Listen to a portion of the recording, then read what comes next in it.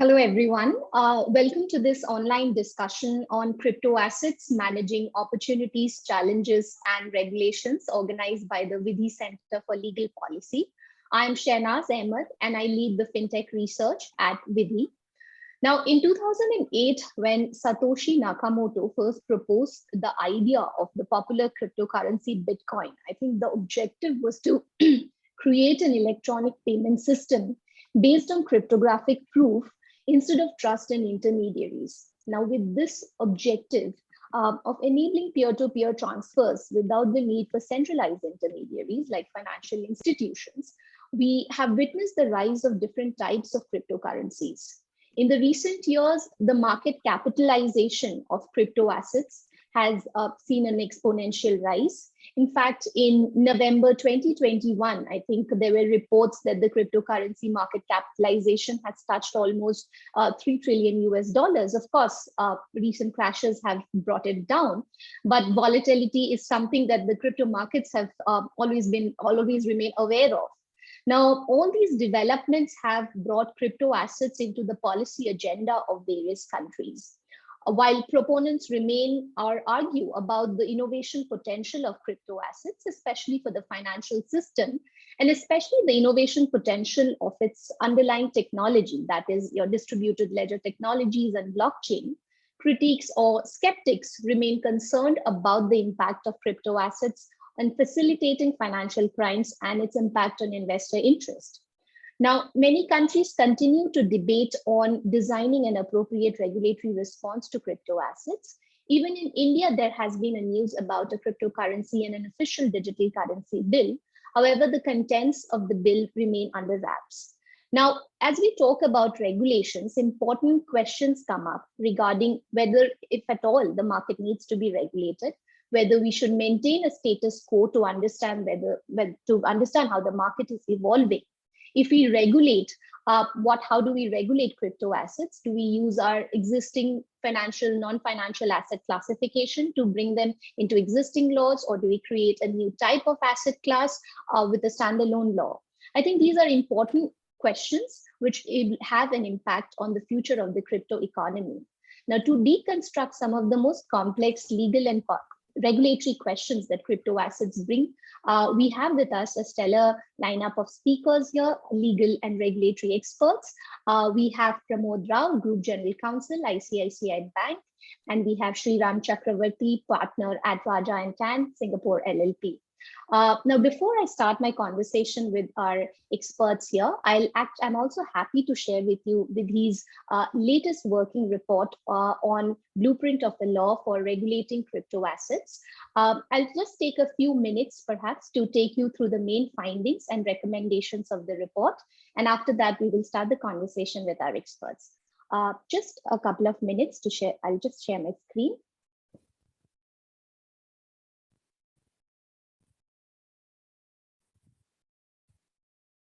So in terms of what we deal with the report is, we obviously try to understand and deconstruct what is a crypto asset.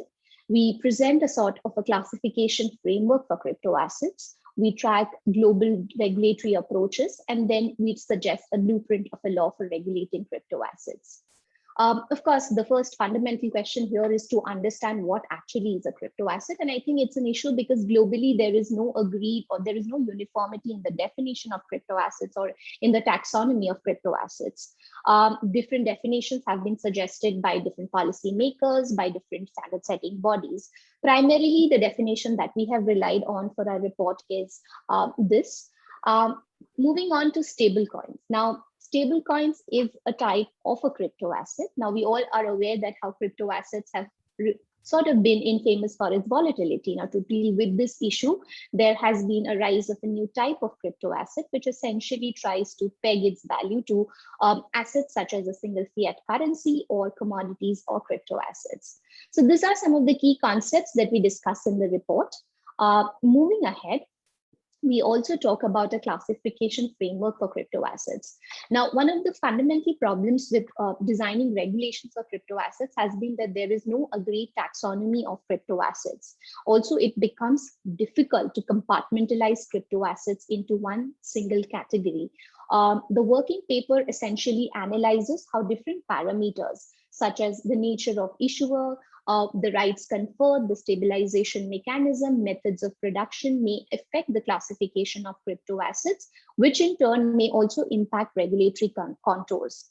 On this basis, what we do essentially is that we identify certain key questions that perhaps policymakers can consider when they are designing regulations for crypto assets.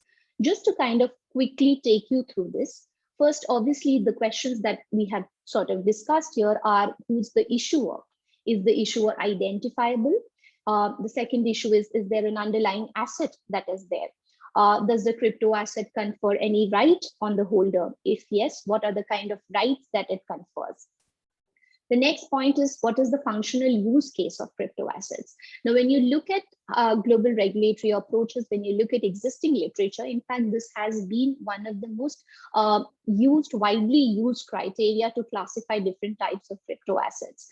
Now, whether the crypto asset provides access to a service, which will be something along the lines of a utility token, whether the crypto asset is used for making payments, whether the crypto asset confers a right to profits or voting on the holders of the crypto asset, or whether it is a sort of a hybrid crypto asset. So these are some of the questions that come up. Then the next issue is whether the crypto asset is convertible into currency, fiat currency, and vice versa. And last but not the least, who are the actors involved in the production and trading of crypto assets, which I think is essential to understand the entities that will be brought within the regulatory perimeter. Moving on, in terms of regulatory approaches, these are broadly the regulatory approaches that we have seen. Banning, obviously, this was the initial reaction for many countries, though there are advanced economies which are also considering this position. The second is regulation. Again, within regulation itself, there are different possible approaches that are there. And the third option is to essentially maintain a sort of a status quo and to understand how markets are evolving. Now, when we look at the regulatory approach of it, what we saw globally was that there are three primary approaches. One is reliance on existing laws. Now, this typically happens in regulators rely on existing laws, mostly securities law, to classify its applicability to certain types of crypto assets. This is essentially to kind of regulate initial coin offerings through which security tokens may be issued, a position which we have seen in Australia and United States. So regulators use their existing powers to issue guidances to clarify the applicability of these existing laws to certain types of crypto assets. The second approach that we saw was an amendment to existing laws. Now, this was mostly seen in the case of amendment to anti-money laundering laws. And this primarily flowed from the guidances that the Financial Action Task Force has issued on virtual assets and virtual asset service providers. So, for instance, we have seen South Korea sort of enacting amendments to its anti-money laundering framework to bring virtual asset providers within the regulatory ambit. The third is to enact a standalone law. Of course, this is not like I'll kind of add a caveat. It's not like the most popular or most commonly used approach, but yes, this is also an approach that is being explored. The classic example is here of the European Union, which is deliberating on the regulation of markets in crypto assets, which is a comprehensive framework to govern issuance as well as provisions of crypto asset related services. Now, previously, we also have Malta, which has its Virtual Assets Act. We have Thailand, which also has a separate regulatory framework for digital asset businesses. So this was about the global regulatory approaches. Insofar as India is concerned, the working paper essentially, when it talks about regulation, we look at two possible approaches. One is to see whether existing laws can be used to regulate crypto assets, or do we need to create a standalone law? Now, under the first approach, what we do examine is the legal implications of bringing crypto assets under securities law, payments law, or treating it as a good or commodity, and sort of assessing its implications under various laws.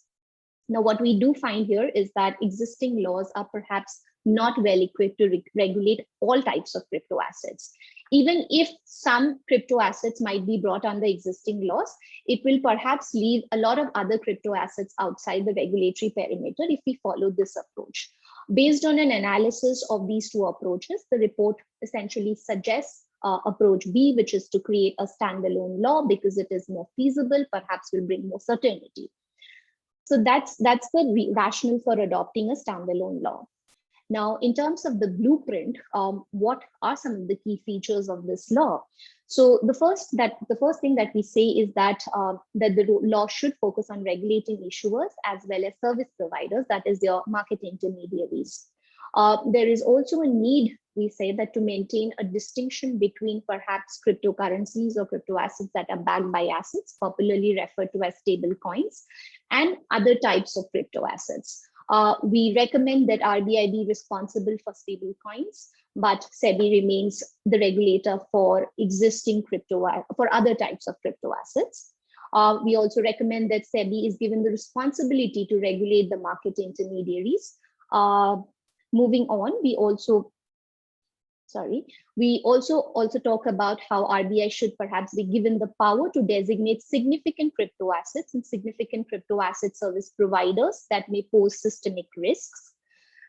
Insofar as issuers are concerned, there are a host of compliances relating to requirements of filing a white paper or prospectus with the regulator, regulation on communications to investors, etc. For service providers, we suggest that authorization regime may be imposed. We also suggest that central government essentially in consultation with the RBI and SEBI has a power to notify prohibited crypto assets and also prohibit or restrict specific use cases of permissible crypto assets. Last but not the least, we also touch upon the creation of an interregulatory council consisting of representatives of Ministry of Finance, RBI, and SEBI. So this is it. These are some of the key features that we discuss. Our report is available on our website. My colleagues will also share the link of the report with you in the chat box. If you have any comments and suggestions, please feel free to write to us. So without further ado, I'll quickly move to the panel here. I see Anu has also joined us. Anu is a partner and the co-fintech head at Cyril Amachal Mangaldas. So I'll just go on with the panel discussion now. We'll start off with an opening remarks by the speakers. We'll spend some 3 minutes on this, 3 minutes per speaker on this. And we'll also be taking up questions at the end of the conversation. So please do type in your questions. First of all, I think, Pramod, I'll start with you, your thoughts, your opening remarks on today's theme. And I think it will be also interesting to get a sense from you in terms of how or what has been the exposure of the financial system to crypto assets right now, and how does it impact regulations? Thanks so much, Shanaz. And indeed, I think a great report that you've put together. So let me just dive right in. I think there are 2 or 3 things which have at least interested me, or the way I have tended to look at it. One, that the technology is undeniably dramatically different from what we have experienced in the past and not comparable to any of the financial instruments probably currently in vogue. So to me, I think that recognition is an important one for crypto assets by themselves. And as you said, the variants are, and the use cases also make it much more complex, much more different. So one of the things which I've been veering around to is that probably we should leave, the crypto assets to by itself, rather than rush into regulating it, rush into having the current set of regulators oversee it. And probably that may allow us both for it to evolve and achieve a maturity, as well as the use cases being far more well understood and rationale being visible. The reason I say this is in several areas. If I had to take the example of, let's say, credit information bureaus, in India, while the bureaus started maybe in 99, 2000, the law actually got enacted almost 5-6 years later in 2005. We've seen, several other such moves where we allow a maturity to arrive, and then the regulators or the policymakers sort of step in. And to me, that maturity, I think, is yet to sort of dawn on the crypto assets and its understanding for all of us. The second, has it become an important asset class by itself? I think the size of the market that you described, that it reached or crossed $1 trillion worldwide and so on, I think clearly it's an asset class which can't be ignored. It needs to be, both understood as capturing the imagination of people, technologists, investors, and so on. To me, amongst the things which the report, which your blueprint identifies, but maybe which also requires further homework, which I think the report also hints towards, is that when we say that we have to carve out certain things from current law as applicable to crypto assets, I would actually think that we need to debate as to why we got those norms in the first place, and how, therefore, the differentiation might help or not help. I think is an important way of understanding, because our laws are designed to protect investors, are designed to safeguard or create, sort of disclosure regimes and so on, which make and lead to an informed investor. How much of that is actually going to be accomplished or visible? Like, for instance, you've recommended a white paper alongside how it might look like a prospectus. To me, we need to understand what all needs to get disclosed and whether those disclosures are adequate. And therefore, to me, one of the things which you say in the paper and which I sort of end up disagreeing with is empowering the current set of regulators, whether SEBI or RBI. To my mind, I would actually think that we need a completely different new regulator if we have to regulate. As I said, we shouldn't rush into regulation in the first place, but if we have to, maybe we should have a separate regulator for crypto, both who understands or can understand all of the dimensions which underpin it, the use cases that are there, and so on. These are my opening remarks. Let me pause here. I know Sriram and Anu will also, add in quite a lot. So. Sure. Thank you so much, Pramod. I think I mean, it's sort of, thank you for this perspective, actually. I mean, this is also something that we were kind of thinking about when we were recommending a standalone law, because we remain aware or conscious of the fact that, sometimes an approach might also be to let the market evolve to understand how it's growing, because without understanding, if we start sort of regulating it, there are always chances of either under regulating or over regulating it, which perhaps might not be the best solution. So definitely thanks a lot for this. Anu, I'd like to kind of bring you here, your opening remarks on today's theme, and perhaps also help us to understand a little bit in terms of the innovation potential, the risks that policymakers need to think about when they are designing regulations for this particular sector. Sure, Shehnaz. Am I audible? Thank you. And thank you for having me here. Completely agree with Pramod's points. Let me just break my opening comments into two parts. First is more practice. Probably in the last 6 to 8 months, there's been a lot of traction in this space. I mean, not a week is going when some country is either coming out regulating or coming out with a CBDC position paper. Singapore, what happened last week in terms of the changes that came out. And in the market level, just the number of players who've been thinking and talking about investing in NFT exchanges, investing in Indian exchanges. So point I'm making is the space has been extremely dynamic, with e-commerce players thinking about cryptos, gaming companies thinking about cryptos. And ultimately, if you look at this from an internet Web3 standpoint and metaverse, in future, depending on how regulations evolve, potentially I see every tech player being also a crypto player in some form or the other. Now with that, clearly part two, which is how do we look at regulating this? Personally, I feel, if a subject matter has raised debates, not now since the last 4 or 5 years, whether it is a currency or a commodity or a security, which means pigeonholing it within only one regulator may not be the right approach. So on that one, completely agree with Pramod. The better approach with a situation like this is you definitely have a new regulator or an advisory committee or a council, i.e. a body which includes experts from various regulators, subject matters, to be able to look at this holistically.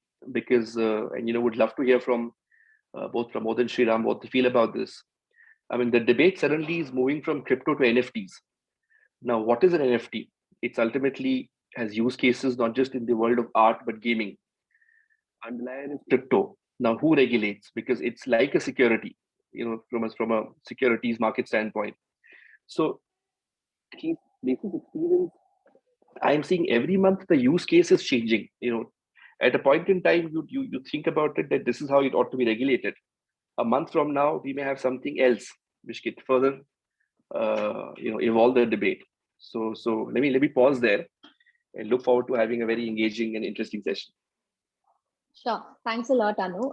Shriram, I'd like to bring you here. I mean, Singapore is often viewed as one of the leading destination or economies for fintech innovation. So I think it would be great to get your thoughts on this issue, and especially also how the sector is evolving in Singapore and how the policymakers or the government is looking at risks and opportunities presented by the sector. Thanks, Shanaz. Pleasure being here. A great honor to be with the panelists, Pramod and Anu.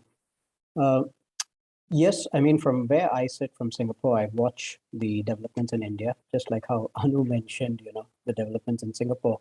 There's always quite a bit of excitement in terms of developments in India. And given the closeness with Singapore and India, especially in terms of financial transactions, technology transactions, you do get to see it at close quarters, and you can kind of see the trends that are happening, especially with inflow into India. So from that point of view, now your question is essentially, how does Singapore look at this crypto asset sector, and very broadly, what are kind of the opportunities and challenges?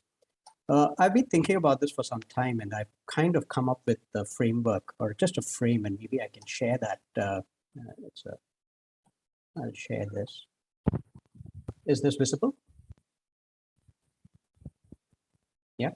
So the framework that I see essentially is 4 I's. I for innovation, I for investment, I for integrity, and I for investor. And I would think a policymaker or a regulator, more a policymaker at this stage before we get into the regulator standpoint, is how do you look at the entire crypto asset sector, the ecosystem, and how do you balance the opportunities with the risks? So very quickly, and I think your paper has touched on this, in terms of innovation, clearly we are looking at if the trend goes on in terms of the marriage of money, finance, and technology coming together, we're looking at a drastically altered financial landscape in a few years from now. Very, very different. And the innovation behind that is very exciting. Obviously, there's a room for legacy systems to be upgraded, for new intermediation or disintermediation, the way you look at it, to come in, for greater financial inclusivity, for better transparency, etc. And this is a fantastic opportunity. And Singapore, being a technology hub, a financial hub, a legal hub, obviously would want to be a participant, and more than a participant, a very active and value-added participant in this debate and this evolution. And so that's, from a first point of view, the innovative aspect of it. In your paper, you mentioned how, I think, from the Monetary Authority of Singapore, the lead regulator in Singapore, the sole regulator in a sense, takes a lead in terms of being an active participant. You mentioned aspects like how blockchain DLT is used for trade finance, cross-border payment, digital identity, etc. Beyond just the regulator, what we're also seeing is ecosystem participants. So there are lots of very, very innovative experiments that are happening. Last year, for example, Singapore Exchange came up with using tokenization for post-trade bond issuance and found great efficiencies in relation to delivery versus payments, for example. Contour, another body working very closely with Indian participants as well, is looking at using blockchain DLT on the trade finance aspect and bringing efficiencies, especially relating to authentication. So this is on the innovation side. And clearly, Singapore wants to be part of this node, primarily because of the network effects and the ideas and talent and investment that it brings, which takes me to the second point, which is investment. A point that maybe in your paper you could further reflect on, because that's very important. in Singapore's own experience, the investment that comes in, whether it's VC investment, whether it's PE investment, or just sovereign wealth funds taking investments in new emerging areas, is very important. And that, in a sense, brings two added benefits. One is for employment within the local industry, and second, a possibility of upskilling of talent for new generation technologies, new generation skills that are going to be involved going forward.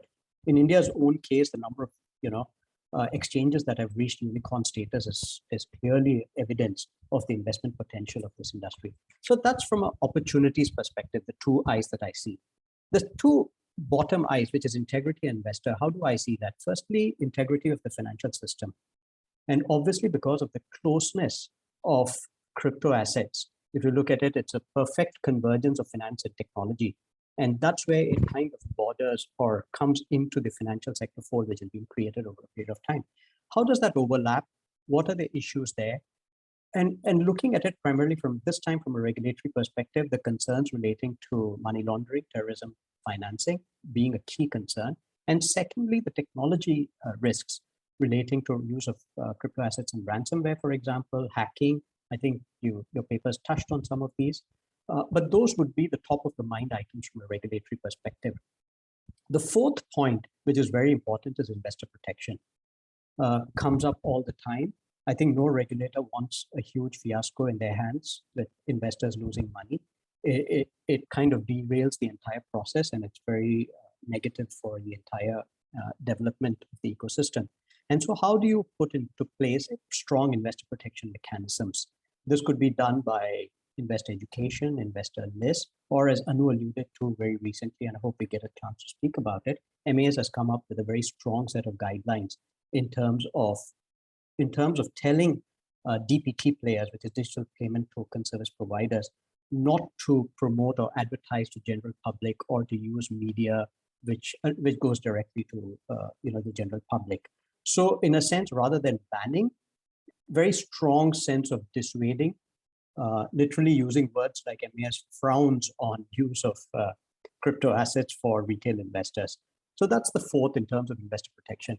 So that's a snapshot, and I think it's a good frame to kind of understand where policymakers and regulators are looking at it. And my own sense is there is convergence across a lot of jurisdictions, and they are kind of following this broad pattern. Thanks. Sure. Thanks a lot. Thanks a lot, Sriram. I mean, thank you so much for actually helping us to understand some of this, presenting this framework to help us understand how opportunities and risks should be sort of kept in mind when we are thinking about a policy response. So I think I think it's been a great opening remarks session. I think it's been a good start to the discussion. I'm glad we talked about opportunities, we talked about risks, we've talked about global experiences from a Singapore perspective.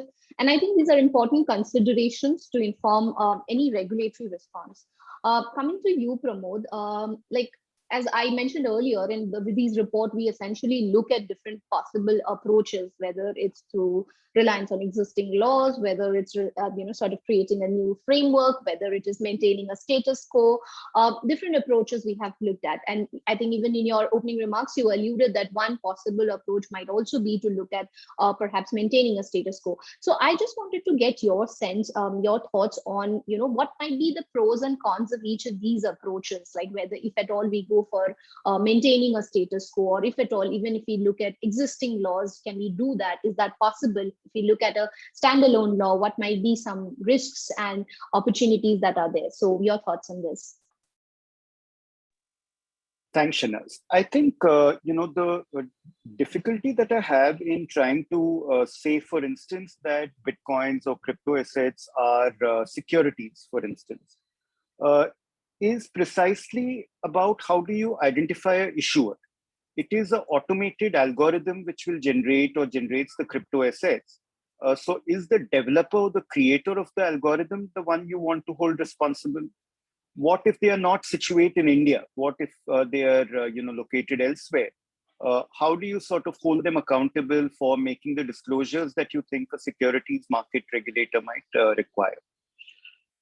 If we had to equally think of that these are, and I think your paper consciously says that, which is to saying that it's not necessarily a medium of exchange or a medium of payments, in which case really the Reserve Bank doesn't have a role. But it advocates a role for them when it comes to stable coins, and which again in the thesis of the regulatory markets that we have got, I would say commodities are largely anchored with SEBI after the merger of FMC with SEBI in 2015.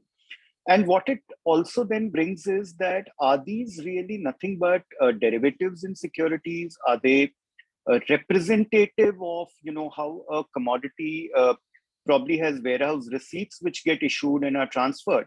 Is it the equivalent of that in case of stable coins? And finally, in terms of those that are neither proposing themselves as assets or as payment instruments, but really as utility tokens, that they're used in, I don't know, in gaming or in video games and so on, which may not be convertible into currency or any physical asset as such. It may only remain in the digital or the virtual or the meta world.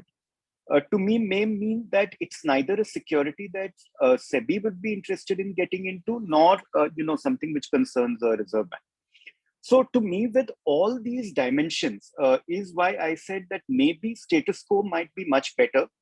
If we are concerned about investors, to me, I think it's incumbent on the industry, and they have come together. There is a sort of a SRO, even if it's not regulatorily recognized, who can keep enhancing the level of disclosure or enforce common norms.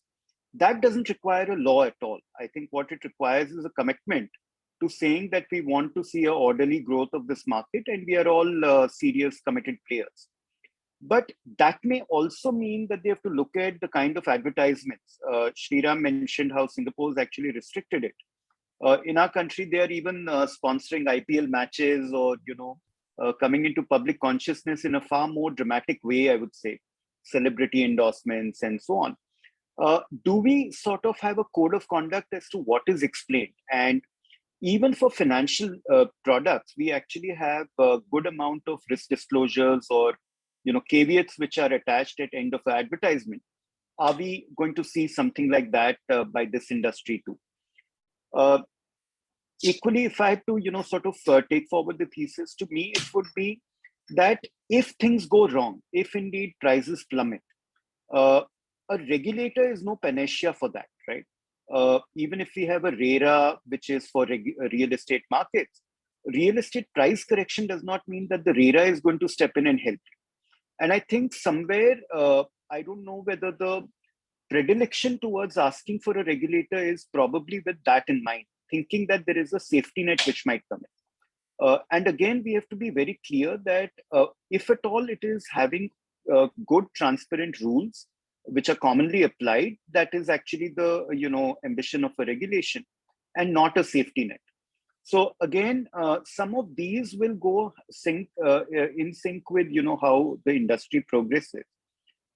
But I equally look to that if we have these disparate asset classes, utilities, or use cases, can we sort of wait for it to emerge and for us to decide as to what is the next step? And maybe the government's pause. In the first two bills, there was an outright ban, if you will, of Cryptoassets, and it authorized our RBI to issue CBDC. Maybe that pause is a good thing for us to wait and see what actually happens, and then decide whether we need, as I said, a separate regulator, which can transcend into all these dimensions of use cases and help evolve the markets. So that's how I sort of take it. But let me pause there and see if Anu or Sriram would like to add anything. Actually, I think I'll also kind of, because I'm seeing some questions on this point itself. I think with maintaining status quo, a concern which has been pointed out by someone in the audience is that, as you mentioned, that there are advertisements which obviously, sort of are impacting investor protection related issues. So what do you suggest? Do you think that we should perhaps, self-regulating bodies should come up and issue guidances? I think in the absence of regulations, the problem is that which regulator then sort of comes into the picture. Is it RBI that issues guidelines, or SEBI that issues guidelines, or is it, or should we look at some sort of a self-regulatory organization, perhaps something which SEBI tried to do for, try to create a self-regulatory organization, regulations for certain types of intermediaries? Is this a sort of an approach that can be thought about? So, and I think a lot has been said about RBI's position, and let me try and, explain what I'm thinking of, what is my thought process around it. I think RBI, just as it probably issued several cautions on, let's say, pyramid schemes, right? And a lot of them masquerade as direct selling agencies and what have you. Again, there was an absence of a regulator there. There is probably an absence of a framework of law which governs direct selling. Yet the Reserve Bank issued a caution to the public at large, was because finally these transactions are getting settled over the banking system. The payments mechanism are being utilized and so on. And when people have grievances, they want to seek, freeze of the bank accounts, or recovery through the banking channel, so as to speak. And I think when RBI issued its 2 or 3 cautions on crypto, I think it was going on the same path, that this is something volatile, it's something we don't understand. It could be abused, misused, whether in because it's pseudo-anonymous or and so on. And I think its caution came from that perspective. And finally, when they did move to restrict the financial system from dealing with crypto players or crypto assets, it was to insulate, I would say, the financial system. And which is what we saw the Supreme Court strike down as saying disproportionate, and probably, not a fuller understanding of what all are the risks. And at some level, my belief is, and it's a critique of the Supreme Court decision, that they've placed too high a bar on regulators to intervene in a timely fashion. They expect a failure to happen and then an intervention. And I think that is sort of, forget crypto. I think it's bad for any emerging instrument which may attract investor attention, that may come back to haunt us. Having said all that, to me, I would look at it in the following way: that if we had to look at the concerns of what is a regulator looking for, I think they are going to be looking for that there is no fraud, that there is no misleading or deceptive communication leading people to buy or trade in these assets. I think all of these a self-regulatory organization can address. To me, that there is an association or a council actually gives me confidence of saying that they can enforce within themselves. They have the ability to decide who to, hang up on the network and who to allow trading with them. So each of that is actually a better thing for them to keep on winning, the confidence, so as to speak, of regulators. And being able to address, for instance, if we say KYC, AML is a big concern to regulators, to me, the industry can demonstrate, yes, I do have KYC of all my, clients, customers, which I can demonstrate if need be. I think that would be a marvelous sort of gesture. So each of these is how I'm sort of thinking that indeed regulatory evolution can take place. The engagement has unfortunately or fortunately been, I would say, adversarial.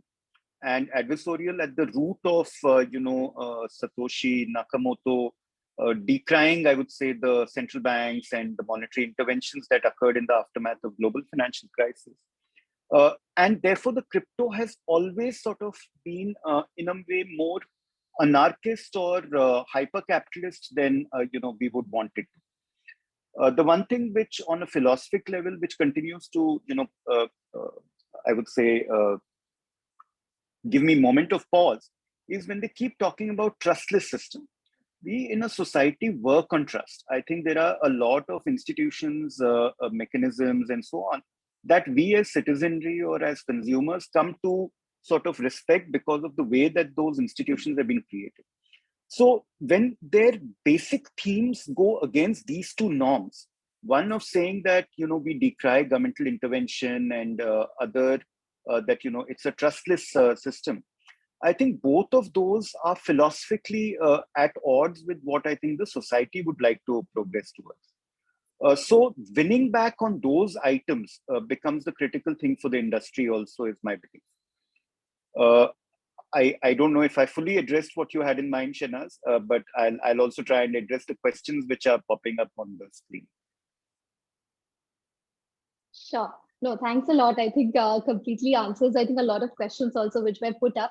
Shriram, actually, I'll go back to you here. I mean, in terms of generally to understand, because Pramod talked about the different approaches that are being that are possible globally. What has been the evolution of regulatory responses been, and specifically for Singapore, I just wanted to get a sense from you, how has the regulator thought of regulating the sector? Because I know that payment services was used to regulate certain types of payment tokens. There have been guidance is issued by MAS on different aspects, but would be good to know in terms of how the regulatory landscape in Singapore is progressing. Sure, Shanaz. Happy to share the Singapore approach, but maybe just to touch, and this kind of goes hand in hand on that question that you raised relating to status quo. My own sense is I don't think status quo is possible any longer. I think the evolution has to keep going. I think industry demands it. I was speaking to a friend of mine again from India on this, and I had kind of came up with this analogy. I'll share it. It also has a bit of Hindi, so I could do it. So there are essentially three stakeholders here. One is essentially the citizenry, which is investing, which is looking at this with a lot of awe. When the prices were going up, they're very excited. When prices come down, they're kind of looking and saying, is this entire episode over? What does this mean? So that I would categorize as Samaj. And Samaj essentially is looking at the Samaj in terms of the understanding. You put it as investor protection, you put it as whatever, but that kind of is required. The second is Udyog. And clearly, this is the industry that's coming up. You have both the ecosystem, whether you're talking about the exchanges, whether you're talking about the industry players. Pramod mentioned self-regulation, etc.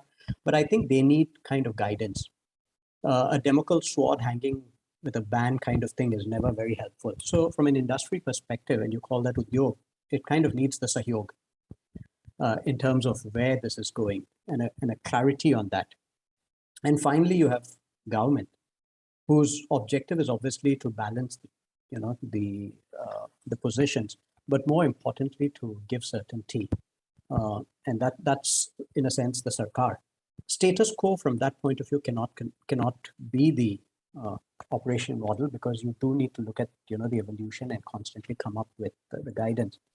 Of course, I joke and say whichever Sarkar gets this right deserves a Puraskar in that sense.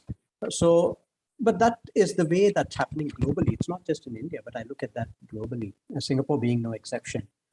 The broad regulatory parameter or the approach has been, where possible, use existing laws to bring into its fold. So you mentioned, I think you also, in your paper, you make reference to the Securities and Futures Act. So if it is a token that acts like a security, or it's an instrument of debt, conferring underlying ownership, or a return of monies, then it is treated very similarly to a capital markets product. So I think that part is clear, and I think that has helped industry understand and behave itself. The second part is the payment token, which is kind of a new model, which is looking at new digital payment tokens. Digital payment token it's cryptocurrencies in another form, but essentially it takes into account your core aspects of money, unit of account, a storage unit, and then a medium of exchange. And if it's a digital payment token, and there's service providers either in the form of exchange where you can trade digital payments, or you're facilitating that, then clearly there is a requirement for licensing. And the reason behind this, the policy underpinning this, is primarily, like I said, from AML CFT requirements, a technology risk approach. And that's dictated to a very large extent by what the Financial Action Task Force requires. So if you're a member of the FATF, then you obviously have to bring this in. FATF has given considerable amount of guidance in it, and all countries are kind of evolving this with Singapore as well.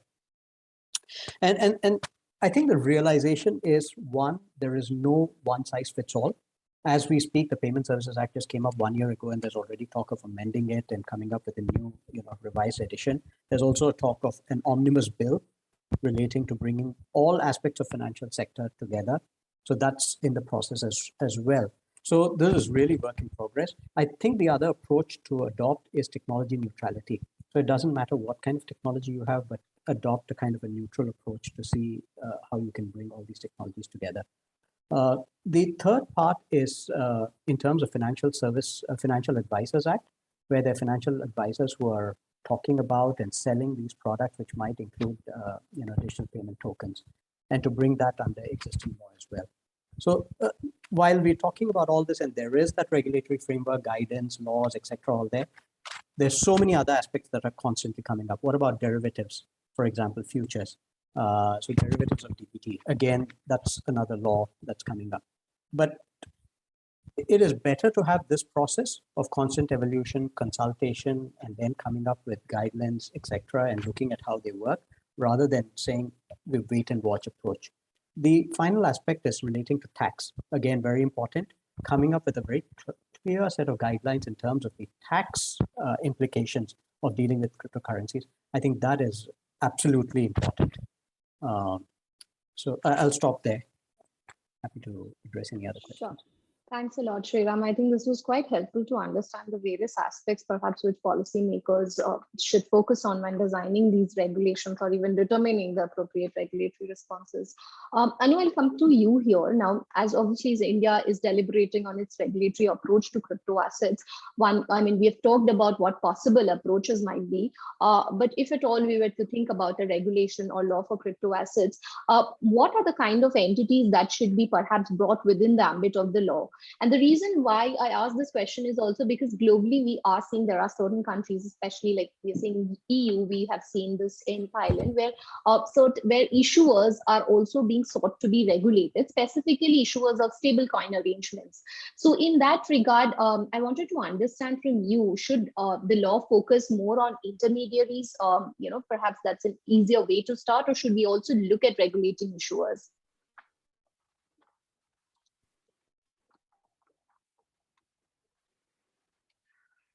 Great point, Shehnaz. Yeah. So I have a bit of a contrarian take on this. Can you hear me? Yes, Right. yes. Great question. And I have a bit of a contrarian take. As time is passing by, and we, at least in our country, are waiting for the long-awaited crypto bill bill to come out. Sides to this, which I feel at this point in time, is you need a regulator to regulate an exchange when there is settlement guarantee required, right? When there is no underlier. Think of FMC, think of SEBI. What they do is they guarantee settlement. You will get the underlier. Now, the one challenge, and SEBI has publicly made statements on this. When you recall the article saying SEBI should regulate cryptos, I think a month or back, there is no underlier. What do we guarantee as settlement, right? Now, if you look at existing laws, there have been, and Pramod talked about this, multi-level marketing, for example, or say emu farming. I remember, there are so many schemes which come out in every country, especially ours. If something goes wrong, you have IPC, you have Customer Protection Act, consumer laws, right?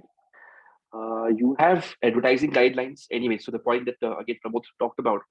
Today, if I look at any ad, right, and it is misleading, correct? Because there were a few ads which talked about guaranteed returns. I have existing remedies, correct? Now, what does the regulator do? A regulator, if you look at electricity, airport, telecom, typically they've been tariff setters. When tariff setting is required. Conduct regulators like Competition Commission, right, or SEBI, RBI, who are more customer protection regulators. Now, in our case, because this is a technology, at least I'm not aware of there being a technology regulator in the world, because every month they will be just playing catch up. with the changes, right? And if the regulator, if it comes, or say an SRO or a body of experts, you call it whatever, if they treat this new animal of digital assets similar to how securities market regulates, then all they have to do is say, everything has been done. Code of conduct, front running, insider. You think of all the concepts which are there in the securities world. Technically, all of them can apply to a crypto exchange, the regulated world. So all they have to do is say, without this, what is there in SEBI should apply, right? So it doesn't really need creating any new framework. So the more at least I'm thinking and seeing this space, getting more and more convinced, it's a very binary, at least in India, for that matter, approach. Either the regulator or government takes a call that, okay, it is not good for whatever reason, and they ban it. I mean, once for all, okay. So there is clarity. Or they say, okay, we will not ban it. We will also have CBDC, right? I think that the whole, and you talked about issuer, I'll just quickly address that point. I mean, you think of so many sectors, gaming, e-com, neobanking, edtech, raffles, all the issuer you talked about, all the people who have miles programs, who give you points, where there is no regulator. This is normal business, right? So today, at some level, if I pay money, right, and if I buy, say, a token, I mean, you call it crypto, call it NFT, call it whatever. I recall there were airlines where you could buy miles. There are today platforms where you can buy points which you can use with merchant partners. So I think the bigger challenge, at least we as a country, from a regulatory standpoint, have is how do we define what is this? Whether it is just an instrument which can be traded, bought and sold, which is like as how children play. You think of it Uno, think of those card games. At some level, it's quite similar if you just dumb it down. So either we look at this as something which is just a token with no underlier, which derives value basis demand and supply, right? And it's a free market. Then people know it can drop by 50% also. It can go up by 10,000% also, correct? And let the market take its own course. Or on the other hand, we recognize that there is a huge potential for frauds to happen, for, as both Sriram and Pramod mentioned, hacking, for loss of the value which is in my wallet, theft, AML, CFT, all the usual worries. And we recognize there is a huge scope for illicit activities, right? From a financial crime standpoint, that can happen. So it needs to be licensed, regulated appropriately. So the point I'm making is, of course, if you decide to regulate it, you have to regulate both the issuer, you have to regulate the exchange, and you have to safeguard the customer by having conduct rules. Last point, there are exchanges where you have brokers, crypto, you have sub brokers, you have market makers, you have exchanges which are doing prop trading also, correct? Which have third party exchanges also integrated. So just the way in reality the ecosystem has evolved in the last 6 to 8 months, I think that the choice which one needs to make, if I were the policymaker, is how do I define it?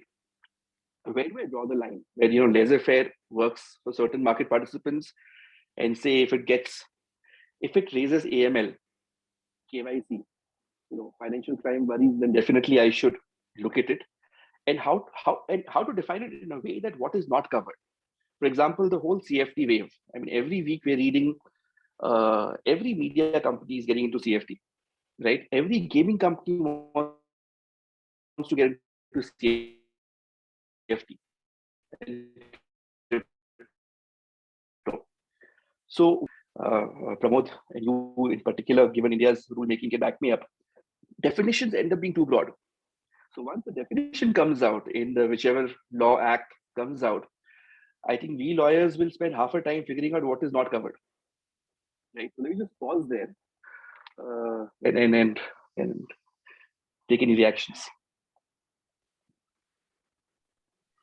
Thanks a lot, Anu. I think completely agree with you on the point that perhaps we need some sort of a definitional. I mean, I think we are all struggling to even define what actually crypto assets is, and I mean, I don't think this is just a problem in India. Globally, also, this is something that we have seen. And where is it where we draw the regulatory perimeter from? Pramod, we talked about crypto assets without an underlier, but there are also crypto assets like stable coins with an underlying asset with a stabilization mechanism. Now, globally, what we saw during the course of our research is that there are certain countries like UK, USA, even Hong Kong for that matter, which are essentially thinking of looking at stablecoins regulation specifically, because perhaps first of course is there innovation potential in the payment space, and secondly also because there is a greater they may be adapted very easily, which might have impact on the financial system going forward. So that is why they want to focus on the regulation of stable coins. So, I mean, if India were to sort of look at stablecoin regulations, what do you think are some of the legal issues that will come up? And specifically, what are the areas then that regulation will have to focus on when it comes to stablecoins? So, to my mind, as I said, that if it is backed by commodities or assets, typically I would have expected SEBI to play that role, since the commodities exchanges and the linked warehouse, etc., with them. I think in stablecoins, the issue becomes that is the custody independently held? Are the assets acquired at an arm's length price? Are they properly reflected in the price of the stablecoin? Because there would be almost a one-to-one correlation, both expected and which would occur if they are accurate, of the stablecoin vis-a-vis the commodity or the asset that is backing it up. I think when the underlying turns into currency, whether it's the local currency or whether it's a basket of currencies or an overseas currency, is when RBI would become the relevant, authority to sort of comment on that, to regulate it and to do it. So to my mind, I think the focus would be on ascertaining whether indeed this is correct or not correct. To me, a constant buzz in the market for almost a year and a half has been about the stablecoin you cited, Tether, and whether indeed there is enough backing it or not backing it, the underlying asset. And at some level, even the real estate company which crashed in China, they were said to have exposure to that as well. So to my mind, it can't be that the asset or the underlying commodity is then traded or is put at greater risk and so on, without the stablecoin holder having a say on that. Whereas clearly they end up putting those items at risk, is what it appears, to maximize the earning for the stablecoin issuer. Again, I will distinguish stablecoins from crypto assets. I think clearly having an underlying is not the nature of the beast in crypto. In a way, this is a halfway house. It is allowing, I would say, digitalization of certain commodities, certain assets, certain currencies. And that by itself may be useful at some level. But if I had to take a local example, SEBI sort of intervened and restricted the issuance of digital gold by intermediaries, or popularizing them or selling them to the investors. And that to me was just another example of where it was connoted by the underlying asset being held by a custodian. Right? So in a way, it is that. I think where the studies need to happen further is what happens to the markets when these are tradable. We already have instruments like, as I said, digital gold, which SEBI's ruled out for its intermediaries. The banks are still allowed to do it, thanks to what RBI is sort of allowed. But we have competing instruments like the sovereign gold bonds and so on, which are also connoting at some level these kind of underlying. Right? But to me, there is a lot which can be done. The question, again, as you said, is who bells the cat? This category of crypto may indeed be more aligned, as I said, to SEBI and to an extent RBI. And yet, I would say for the broader crypto world, it may be neither. So I don't know if that fully answers you, Shana. Thanks a lot, Pramod. No, I think interesting points raised, especially I think when we are talking about tokenization of existing assets. I think the legal issues that come up in that process and whether how existing laws are dealing with it. I think that's an important point to sort of even consider. Anu, coming to you now, of course, when we've talked about regulation, we have talked about regulatory approaches. I think the most important question that everybody seems to be debating is who should be the regulator. We talk about RBI, we talk about SEBI, and I know even in our paper we sort of have envisaged a role for both RBI and SEBI. But at the same time, we also remain conscious of the fact, and we wanted to get your thoughts. In fact, is this demarcation even possible? Whether this is where RBI will intervene, this is where SEBI will intervene, or do we essentially need to think of a unified regulator? So, your thoughts on this? Very tricky question, Shehnaz, but let me take a shot at it. I recall 2014 FSLRC.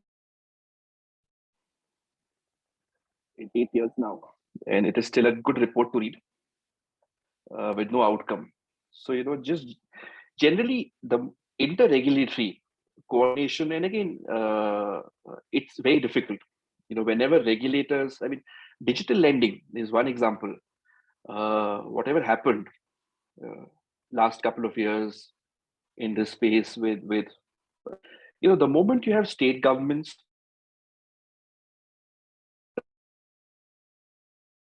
Anu, your voice is breaking. And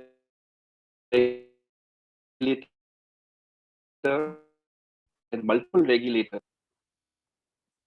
Yeah, I think there's some network issue from your end, maybe. So the voice was breaking a little.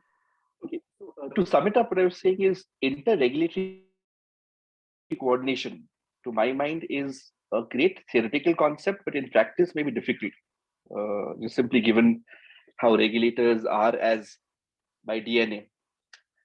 If you ask me who should be regulating it, from a and without reinventing the wheels, probably SEBI, to my mind, is best placed.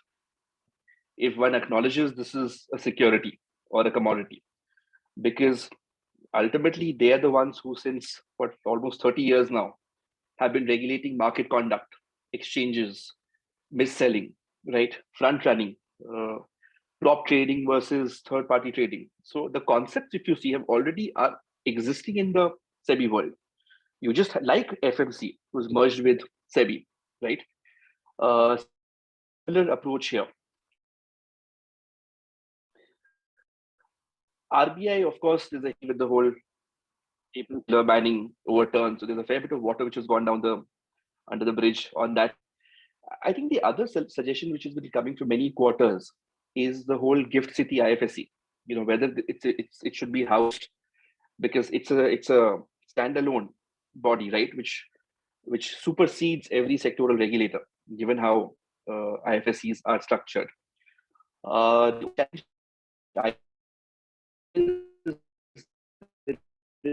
Is going to be a fair bit of reinventing. I think what would, to my mind, the most difficult thing to do is to come out with a new regulator. Because if you see the history of regulators in India, and will be good to see how DPA, Data Protection Authority, as and when it comes, shapes up. You may recall Competition Commission. You create a regulator, you staff it. There are challenges always on composition, judicial member, technical member. There are always PILs on this point itself. You may recall DPA itself, there were issues with it having too many non-judicial members in the last bill. So it takes 2 to 3 years for it to be constitutionally blessed by the Supreme Court. Then it starts to operate. Then, it learns.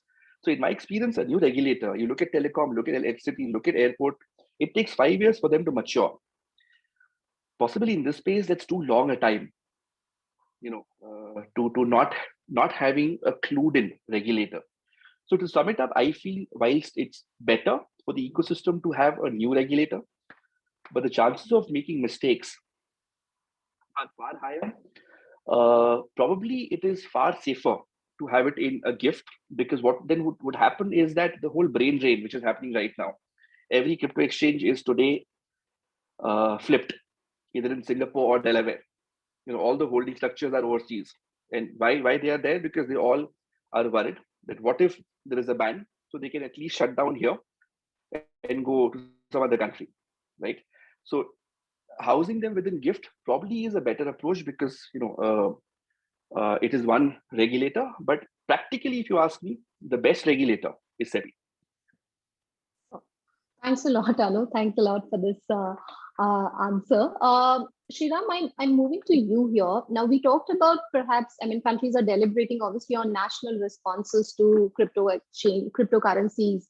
But I think there's also, given the unique nature which transcends national boundaries, one important aspect is that how do we think about international cooperation, or how do we think about countries working together when it comes to effective supervision and enforcement of crypto assets? So your thoughts on this? Thanks, Shanaz. I think it is a conversation. I think this has gained quite a lot of credence in terms of international cooperation. My own sense is I think we're still some way away from there. I think more importantly, domestic constituents needs to be sort of kind of satisfied. We need to decide how each country is going to take its own regulatory approach to it before you start kind of cross-border cooperation. Having said, there is some cooperation that's already there, or at least, in the papers. I keep referring to FATF, which to my mind is probably the best way to start. It's the low-hanging fruit, because there are FATF members, and, if you're looking at it from solely a point of view of AML, CTF, technology neutrality, etc., then there is a requirement for everyone to come up with at least some kind of converged standards. And once you have those converged standards, it becomes easier to start talking, because you're talking at least a similar language. You mentioned there's no definition for virtual asset cryptocurrencies, for example. And if you take the FATF kind of nomenclature, at least everyone will start using the word virtual assets and VASPs. Even you use CASPs. So, we need to at least start talking common lingo before we can start having those conversations. That is one. The second area where I think there is a kind of an organic tie-up that's already starting to happen, mentioned in your paper, is POCs, so proof of concept, or these experiments which are starting, where countries are getting together and starting to work on it. CBDC is a classic example, but also in the area of trade financing, I think foreign exchange movement, etc., where countries are coming together, coming up with white papers, etc. This is a great learning experience. Plus, I think the shortcomings and the regulatory issues get amplified. So that's happening irrespective. I think countries are just doing that, which is very heartening to see. The third one where there is a possibility is, I think, from free trade agreements, we are now moving to scenario of digital economy partnership agreements. Countries are signing that, and it's starting to form part of the larger discourse in terms of the broader regional kind of multilateral trade agreements. And there could be a possibility there where I think crypto asset regulation could find a voice, and there could be a unified kind of, I don't think there'll ever be a unified approach, but at least a converged approach in terms of principles could probably arrive there. Those would be my kind of views. Sure. Thanks a lot, Sriram. I think we are almost running past the time, but I'll just take up one last question perhaps from the audience. I think a lot of them Pramod has answered, a lot of them I think got answered during the course of our conversations. Sriram, maybe I'll just start with you, and maybe the others can also sort of chip in. I wanted to basically raise the question of enforcement when it comes to crypto assets. Now, of course, designing regulations is one thing, but given the unique nature of crypto assets, which transcends national boundaries, which sometimes are pseudo-anonymous, how do we, and especially things when they're happening on a peer-to-peer basis, for an enforcement perspective, what do you think are some of the things that policymakers can think about to create perhaps a more robust enforcement capacity within themselves? So I think for that, firstly, enforcement essentially is very largely within the borders or confines of the country. And so there must be territorial, at least the ability to take action territorially. Because beyond that, it's extraterritorial, and that gets into a completely different thing. I think there are some recent news incidents that we see in terms of regulators going after, this is public information, for example, what's happening with Binance. I think that's quite clear, with various regulators, taking certain actions behind those. I think where it gets very interesting is, I think there was alluding to it, and I think Pramod also wrote in a chat relating to, let's say, foreign exchange. I think that's a critical area where we need to start looking at it, because if there is, let's say, foreign exchange issues that crop up, how do you then go after the perpetrator, in a sense, as well as when it becomes issues like, systemic risk. Again, I mentioned a stablecoin, for example, and do you bring that under your provider being territorially based, where your custody, etc., are all very similar to how it would work in a kind of a banking regulation infrastructure, as to how you put it. So I think those are aspects that you want to see. What I think you want to avoid is where you have foreign kind of participants or foreign providers reaching into your jurisdiction and then offering those services, and then you're left high and dry when an actual problem occurs. In Singapore, of course, I think the licensing framework kind of addresses that, because you have to be based here, you have to show proper substance, and you have to show compliance. And in a sense, there are people you can go after. There's an organization that's based there and you can go after. So at least I think that is very, very useful. Sure. Thanks a lot, Sriram. Pramod, Anu, if you would like to add anything on, the enforcement aspect of it as something that we should think about both from a policy as well as legal point of view. See, so in absence of a law, which we currently don't have, and as we said, the government is debating internally what to frame. It is obviously the existing plethora of laws that will apply and are applicable. So whether it comes to somebody being misled, somebody being a victim of, let's say, deceptive practices, or for that matter, just on the taxation angle, if they've made gains, each of that sort of, to my mind, the rigor of the current law is something which each of those investors, the participants, need to factor in and abide by. To me, if we evolve towards a new regulator, new law, I think the challenge will be, how are you going to deal with what is already out here? Are you going to grandfather them? Are you going to give a time period for them to migrate to the new standards that are laid out, and so on? When it comes to enforcement, I feel that all the regulators, all the law enforcement agencies are going to be using exactly what is the current law.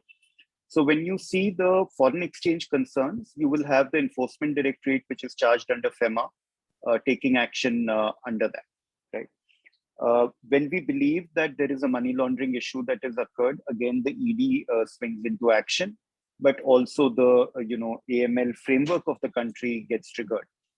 Whether it is reporting into the FIU, or whether it is then pursued by the law enforcement for that reason. I think each of those are happening. I think the cross-border nature, and both our own Prime Minister has spoken at length, at least on two international occasions, two international events. But I would sort of take what Sriram said as that if FATF is the forum that we can socialize these, what are the expectations, what should be done and how it should be done, I pretty much feel that we might actually be on a way to having a global compact that allows us to know with confidence that, yes, the other regulator will help. Indeed, I would say the securities regulators do have the IOSCO and the MLATs to sort of exchange information. But part of the challenge is that it's not fitting within the definition of security, right? So whether they will indeed invoke it, whether it will be commonly understood.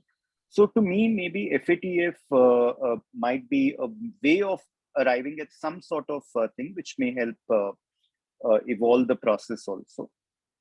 I think the last, and it's more a remark in the broader sense, I think crypto assets, to me, Satoshi is like Pandora, who's opened a box. There are a bunch of good things, whether blockchain, whether the peer-to-peer kind of technology that underpins the bitcoins and crypto assets is definitely a force for good. In terms of the volatility around the assets, that causes me a lot of concern. I end up thinking that whether investors understand that what goes up can come down, and whether they have sufficient knowledge and information to trade on these volatile movements. I think that may be something which worries quite a lot, and worries, I would imagine, the existing regulators too. So that is what I just wanted to end with. But happy to do any follow-on if you have the time. But over to Anu. Thanks. Anu, your thoughts on this? So thank you so much, Pramod Sriram. Just quick one line comment on this. And having seen a fair bit of enforcement in this space already in the last 6 months, at least one thing I'm convinced the enforcer should not have in its name are words like enforcement or revenue intelligence. Because the moment you have these bodies involved, the person who gets these notices, it's a white collar space. I think it's important to recognize there are many good actors. Of course, there are good and bad everywhere. But when you don't know that the charge against you is a FEMA violation or a PMLA violation or a GST violation, and these are all revenue statutes by definition have consequences. I mean, they are not necessarily civil in nature. So one thing I'm convinced, like how you have a SEBI process, like how you have, say, with the competition process, where it is dignified, it is not intimidating, it is logical, it recognizes that the players are white collar, they are mature. So, i.e., whoever is the enforcer, at least as far as domestically it's concerned, should recognize that, and of course, if while doing it, you realize there are PMLA related issues, then feel free to recommend to the relevant body. But I think it's important to start with a good faith, as opposed to start with the assumption that there is violation of laws like Benami transactions or Black Money Act or PMLA, because the moment those statutes get thrown around so lightly, it spooks everybody. It spooks investors. It spooks exchanges. It spooks very innocent, naive, market participants. And what this is doing is it's not benefiting anybody, because then the entities who are operating, they all will move overseas, as opposed to being in India. So it's not like you're able to stop the sector by invoking these regulators. You're just ensuring that the structures slip overseas. Sure. Thanks a lot, Anu. I think I'll just kind of close this here. Thank you everyone so much for joining. Thank you especially to the panelists for their insightful comments. I think we have discussed about every possible regulatory approaches along with the pros and cons of both. We have talked about how perhaps enforcement should be thought about, how international cooperation should be thought about. And I'm so glad that Sriram could also bring in the Singapore element here, and which was very, very useful, I thought. And also, of course, thanks to Pramod for also bringing up the point on how self-regulation or industry needs to also perhaps work a little bit more in terms of certain aspects of crypto asset market. Thank you so much for your comments. I also thank the audience for, I think, some of the very, very thought-provoking questions that have come up, which we will definitely also sort of take up and try and see if we can sort of answer them or address it in our report. Once again, thank you all for your time. Have a good day.